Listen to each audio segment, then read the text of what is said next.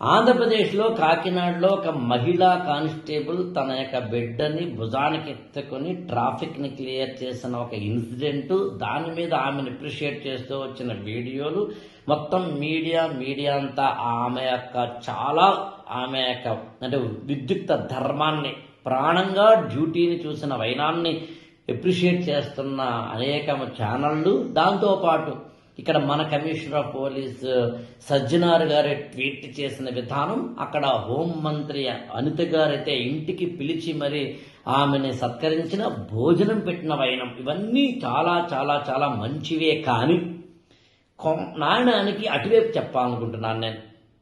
ఈ ఒక్క ఇన్సిడెంట్ ఈ మహిళా కానిస్టేబుల్ని దృష్టిలో పెట్టి నేను చెప్పడం లేదు. ఇన్ జనరల్ ఎవరైనా ఒక హోంగార్డ్ కానీ, కానిస్టేబుల్ కానీ, ఎస్ఐ కానీ, సిఐ కానీ, ఒక బ్యాంక్ క్లర్క్ కానీ, లేదా ఒక ఆటో వాలా కానీ, లేకపోతే ఎవరైనా సమాజంలో మనందరి దృష్ట్యా కొంచెం చిన్న స్థాయిలో పనిచేసేవారు పెద్ద నిజాయితీని కనుక ప్రదర్శిస్తే దాన్ని మనం ఖచ్చితంగా అప్రిషియేట్ చేయాలి. అందులో హ్యుమానిటీ ఉండవచ్చు, డెడికేషన్ టువార్డ్స్ ద డ్యూటీ ఉండవచ్చు, మానవాతీతమైన అంటే మనిషి సాధ్యం కాని ఏమైనా ప్రాణత్యాగానికైనా సిద్ధమై చేసినవి ఉండవచ్చు. ఇవన్నీ ఖచ్చితంగా. కానీ సరిగ్గా ఇదే సమయంలో మనం తెలియకుండా చేసే ఒక చిన్న తప్పు, నా అబ్జర్వేషన్, రైటో రాంగో నాకు తెలియదు. ఈ మహిళా కానిస్టేబుల్ మాత్రమే నేను ఉదాహరణగా చెప్పదలుచుకోలేదు. కానీ ఒక కేస్ స్టడీగా తీసుకుంటే, ఒక చిన్న స్థాయి ఒక ఉద్యోగి, ఒక ఇందాక మనం చెప్పుకున్నట్టుగా ఒక ట్రాఫిక్ క్లియర్ చేయడంలో తన యొక్క వ్యక్తిగతమైన సుఖాలను, సంతోషాలను, బరువుల్ని, బాధ్యతలన్నింటినీ కాదని డ్యూటీకి మాత్రమే, వేసుకున్న యూనిఫామ్కి మాత్రమే త్యాగం చేసే అంకిత భావం చూపించే ఒక తరుణంలో మనందరము లైన్ దాటి గ్లోరిఫై చేస్తున్నామేమో అనిపిస్తుంది నాకు. లైన్ దాటి గ్లోరిఫై చేస్తున్నామేమో అంటే ఎక్కువగా మనకి సినిమా వాళ్ళని చూడండి, వాళ్ళ లైన్ దాటి మనం ఓవర్ గ్లోరిఫై చేస్తాం. సినిమా హీరోలు అంటే హీరోలు అంతే, అంతకుమించి వాళ్ళకి ఏమీ లేదు.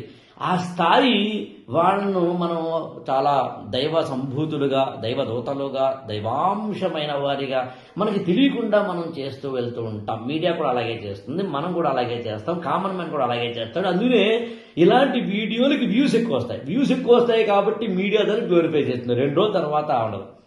ఇక్కడ 2 పాయింట్లు. ఒకటి ఏంటంటే ఓవర్ గ్లోరిఫై చేయకుండా ఉండడం మంచిది.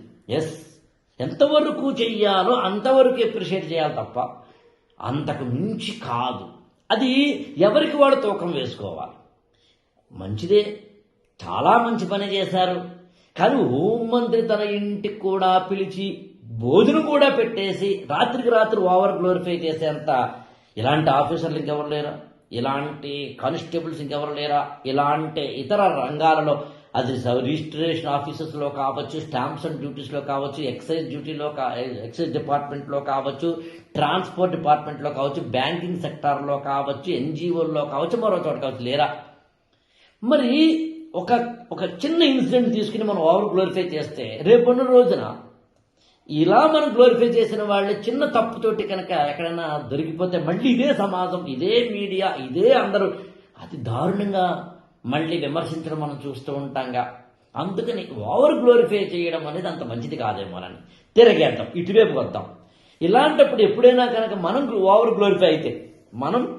గ్లోరిఫై అయితే నాకు తెలిసి ఇది ఒకరోజు మాత్రమే ఉండే ముచ్చట.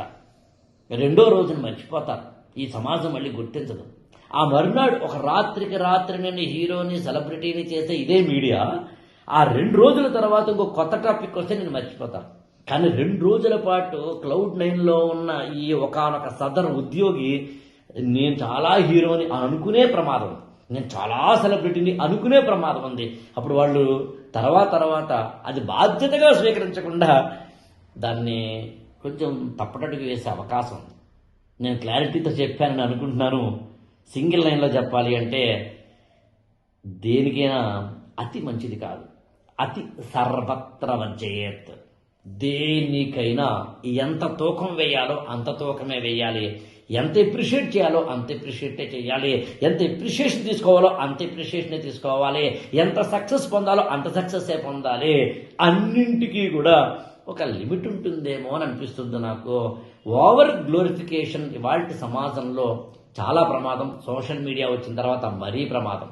సరిగ్గా ఇదే సమయంలో ప్రతిపక్షాలు ఉంటాయి. ప్రతిపక్షాలకి ఏదో ఒక చిన్నది దొరకకుండా ఉండదు. వాళ్ళు అనవసరమైన ట్రోలింగ్ స్టార్ట్ చేస్తారు. అంటే మనమేమో పొగడ్డం స్టార్ట్ చేస్తాం, వాళ్ళేమో తెగట్టడం స్టార్ట్ చేస్తారు. మధ్యలో బలైనవాడు ఆ సదరు ఉద్యోగి. ఎంతవరకు అంతవరకు అప్రిషియేట్ చేసి వదిలేస్తే అందరికీ బాగుంటుందేమో అని నాకు అనిపిస్తోంది. Thank you. ఈ ఛానల్ని లైక్ చేయండి, షేర్ చేయండి, సబ్స్క్రైబ్ చేసుకోండి.